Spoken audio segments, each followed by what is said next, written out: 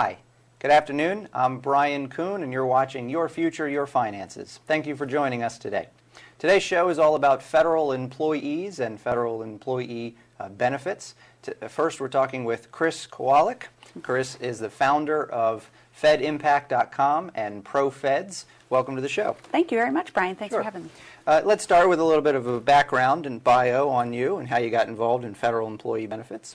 Well, in 2008, I was working with a group of financial professionals that really wanted to streamline their practice and specialize their practice in a way that helped federal employees.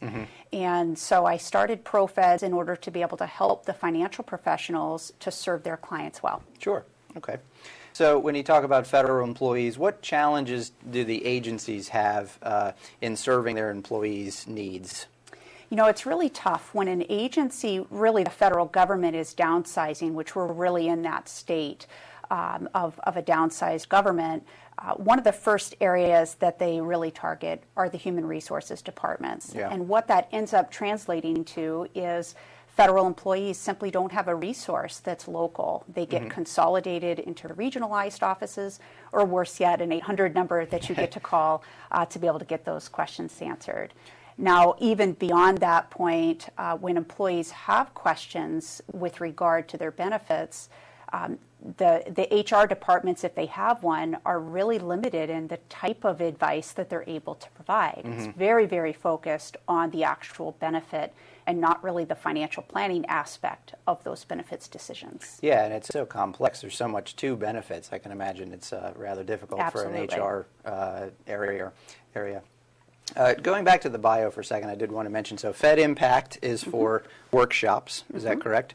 For federal employees. That's correct. And then the ProFeds area is for actually financial planners, like myself, who do work with clients. So you'll actually train them on the benefits and all of the different areas that federal employee benefits I'm include. lucky. I get to really train both sides. Yeah. I train the financial professionals, and then when they go back to their local areas, they put together groups of federal employees for me to be able to come speak with and really give the workshop model of explaining the benefits and making it clear the next steps that they need to take.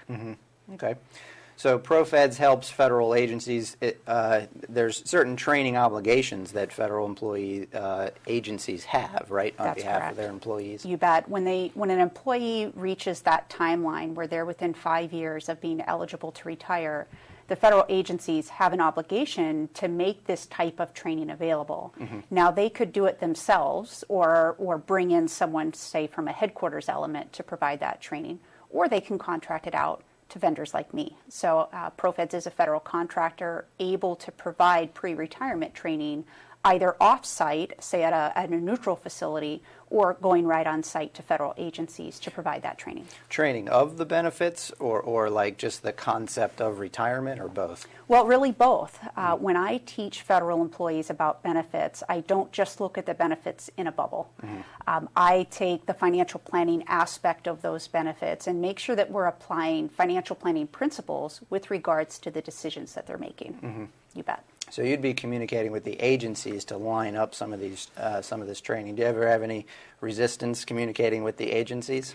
You know, sometimes. I think as a whole, federal employees are trained to be skeptical. I'm married to one, so I can confidently say that.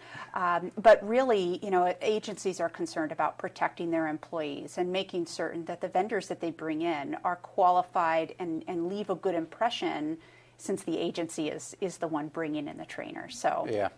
Certainly. So from the employees' side, we're talking about consumers who are trying to plan out the rest of their lives, so to speak. Any common themes going on with federal employees and their financial goals that you see? You know, I would say the biggest one is they wait far too long to start planning for retirement. I'm sure you see that with your clients as well from a financial planning standpoint.